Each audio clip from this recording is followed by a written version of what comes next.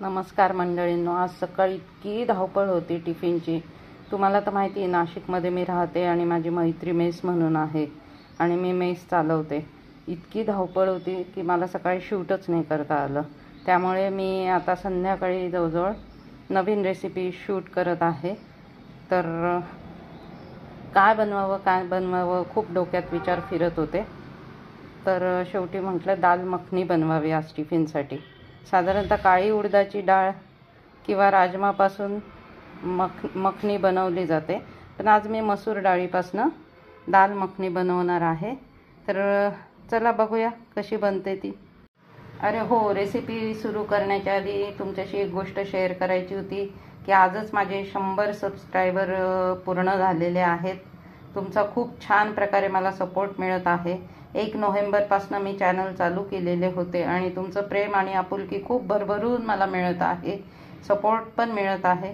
अशीच आपुलकी आणि प्रेम कायम राहू द्या। अजून बाकी काय हवं? थँक्यू सर्वांना। चला आता पुढे रेसिपीची तयारी करूया।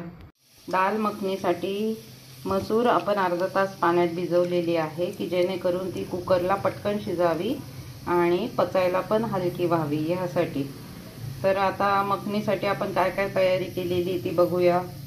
ही आहे खोबरं, आलं, लसूण पेस्ट। एवढी लागणार नाहीये, पण मला मेसला लागतच राहते म्हणून मी जास्त बनवली आहे। साधारणतः 1 स्पून आपण ती घेणार आहोत। नंतर आहे कांदा, टोमॅटो, कोथिंबीर आणि फोडणीसाठी कढीपत्ता। चला तर मग पुढची प्रोसिजर बघूया। तुम्हाला फोडणी करण्यासाठी मी कुकरमध्ये 1 टेबलस्पून तेल न घेता कढईत घेतलेले आहे। आता याच्यात आपण पहिल्यांदा घालणार आहोत खोबरं, आलं, लसूण पेस्ट 1 चमचाभर घालायचे आहे तेलामध्ये।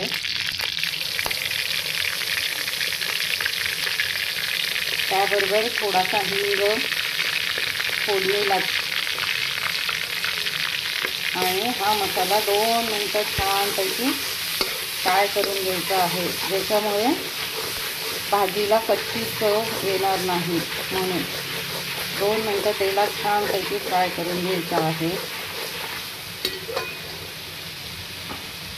आता आपण तेलात घालणार आहोत कढीपत्ता। मस्त वास येतोय, मस्त अरोमा सुटलाय लसूण आले पेस्टचा, खोबऱ्याचा। थोडीशी कोथिंबीर घालणार आहोत, ज्याच्यामुळे भाजीची टेस्ट आणखीन वेगळी होते। छानपैकी फ्राय झालेला आहे। आता आपण यात उरलेला कढीपत्ता, कांदा चिरलेला बारीक आणि टोमॅटो फ्राय करायला घालणार आहोत। आणि नेहमी फ्राय करताना थोडेसे मीठ घालावे की जेणेकरून कांदा लवकर मऊ होईल आणि छानपैकी फ्राय होईल। त्यासाठी आता मी यात 1 चमचा मीठ घालत आहे। पण हे नेहमी लक्षात ठेवावे भाजी करताना की आपण आधी मीठ घातलेले आहे, नाहीतर डबल होऊन भाजी खारट होऊ शकते। अशा रीतीने आपण त्यात मीठ घातले। आता छानपैकी कांदा मऊ होईपर्यंत आणि गुलाबीसर होईपर्यंत फ्राय करून घ्यायचे आहे व्यवस्थित। अरे हो, तुम्हाला एक सांगायचेच राहिले की माझे 100 सबस्क्रायबर झाले ना, तर त्यासाठी मी ना एक सेलिब्रेशन व्हिडिओ करणार आहे। व्हिडिओ करेल किंवा लाईव्ह येईल, तर ते तुमच्याशी नक्कीच मला शेअर करायला आवडणार आहे। तर बघूया उद्या काय होतंय तेच तुम्हाला आधी अंदाजा देऊन ठेवावा म्हटलं। तुमच्या सपोर्टशिवाय तर काही पॉसिबल नाही ना। अशा रीतीने आपण त्यात मसूर घातलेली आहे ती आता आपण 1 ते 2 सेकंद छान फ्राय करून घेऊ व त्यात गरम पाणी घालू आणि कुकरला 3 ते 4 शिट्ट्या करून मंद आचेवर 5 मिनिटं ठेवून नंतर कुकर बंद करायचा आहे। बघूया मग आपली मखनी कशी तयार होते, मसूर दाल मखनी। छान फ्राय केल्यामुळे कलर बघा किती सुंदर आला आहे डाळीला।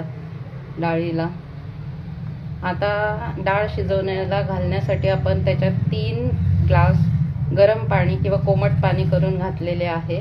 आता ती कुकरला लावूया। आपण इथे साधारणतः 8 जणांची दाल मखनी बनवत आहोत।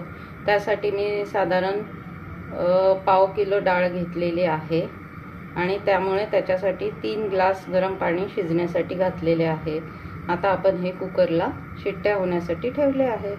अशा रीतीने मसूर दाल मखनी आपली खूप छान प्रकारे मस्त शिजलेली आहे।